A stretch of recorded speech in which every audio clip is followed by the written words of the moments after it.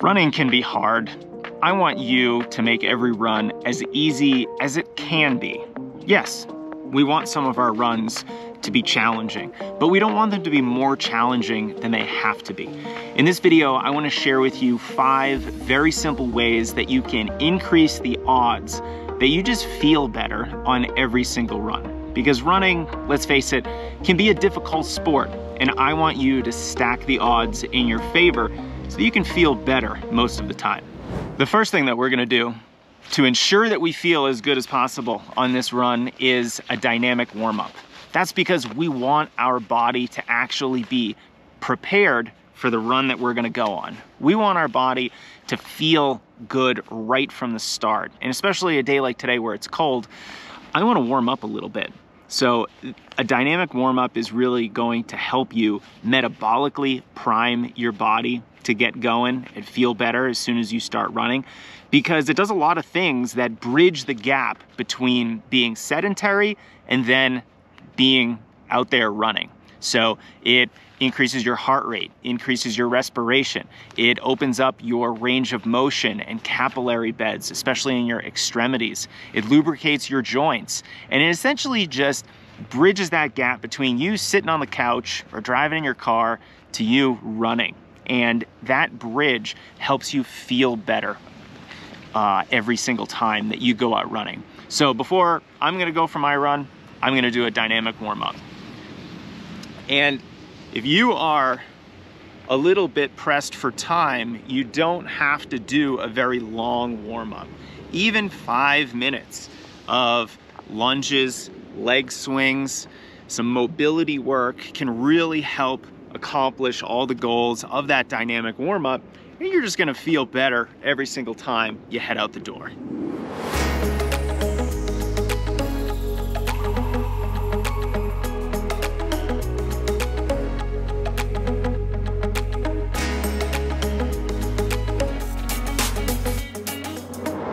If you're ever feeling stiff or sore or a little bit clunky in the first mile or so of your run and you're not doing a dynamic warm-up, it might be because you're just not really bridging that gap very well. And doing 5 to 10 minutes of light strength work and mobility exercises can really help you feel better on that first mile. And it'll really help carry you through the rest of that run feeling good too.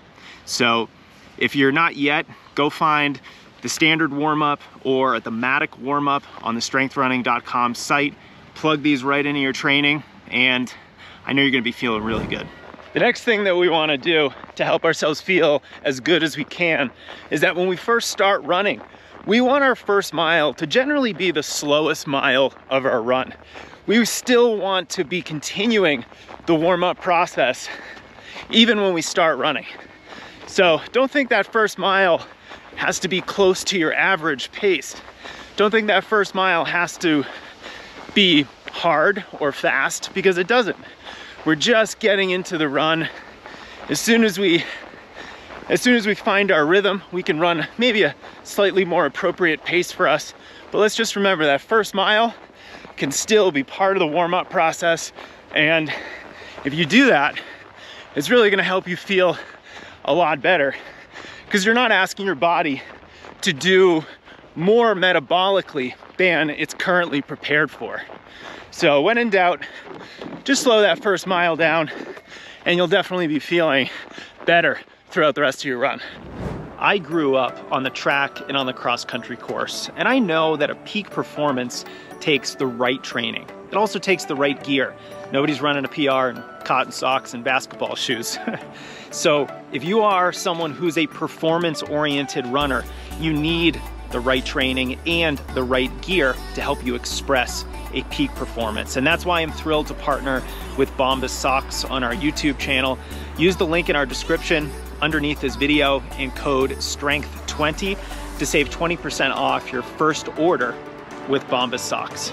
If you're trying to run a PR use a pair of Bombas socks. They are the most comfortable, high quality pair of socks that I've ever owned, and you're really gonna benefit from the high quality stitching and the real lack of prominent seams in their socks. So it's really gonna help you focus on your running, focus on the workout or the race that you're currently in, rather than on worrying about your socks and if they're up to the task. Plus, what I really love about Bombas is the fact that not only are these maybe the most comfortable, performance-oriented socks that you've ever worn, but they're also the most charitable socks you might ever wear. For every pair that you order, they are gonna donate a pair to the needy. So use code STRENGTH20 at checkout with the link under this video in the description, and you're gonna save 20% on your first order at Bombas. Thank you, Bombas, for your support. Okay, step number 3, after we've done a dynamic warm-up, after we've made sure that our first mile is one of our slower miles, if not the slowest mile, the next thing that we wanna do is just ensure that our run has appropriate pacing. Now, what does that mean? Well, it means for whatever kind of run that you're on right now, whether it's an easy run, maybe it's a recovery run, a long run, or even if you're doing a workout, let's make sure that we are running appropriate pacing. Sometimes that means fast if we're doing a workout, but not too fast. Sometimes it means very slow if we're running a recovery run, but also not too slow. And yes, there is such a thing as running too slow. A lot of runners have, a range of effort that they should be on for their recovery runs. And you can go too slow. If your easy pace is 9 or 9:30 a mile, 11-minute mile pace just might be too slow for you. So just know that appropriate pacing doesn't always mean slower. It can mean a little faster. But as long as you are running paces that make sense for you, you are gonna be feeling better on that run. Now, the next thing that we wanna do to make our run feel easier is we wanna finish strong. Now, this doesn't mean finish hard or finish fast, but if we can either run maybe the last 400 to 800 meters of our run, or do a series of strides afterward, if we can just run a little bit faster at the end of our run, we're gonna really open up our range of motion. And if we've been feeling a little bit sluggish or tight, this is really gonna help loosen us up at the end of the run. Especially if this run is a longer run, like maybe it's a 10-mile base run or even a long run. It could be really helpful just to open up your stride a little bit, stretch out, and get your legs turning over a little bit faster. So your next run, either run the last quarter mile or half mile, 400 to 800 meters, maybe 20 to 30 seconds per mile faster than your normal easy running pace, just to stretch out the legs a bit. Or you can run a series of strides after your run, and that's really gonna help you just feel better at the end of the run. And the other thing that we're doing here is we're making you feel more confident about the run.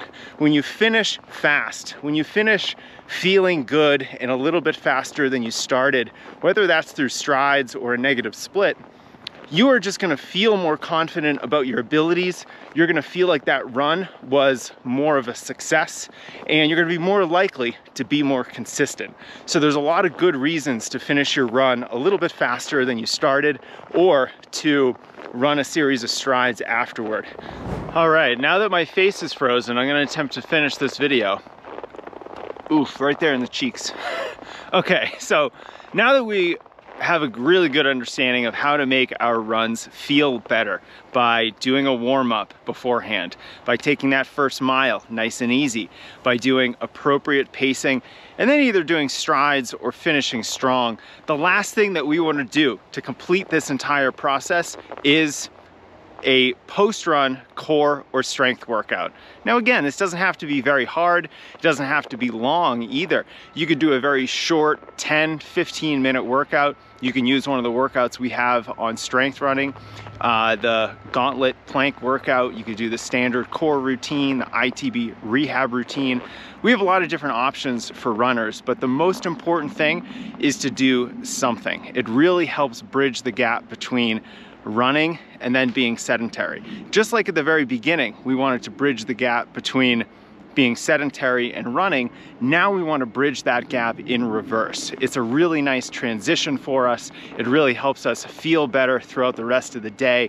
And as a nice little side benefit, it works to build strength, build general athleticism and coordination. There's a lot to love about even a very simple strength workout after a run.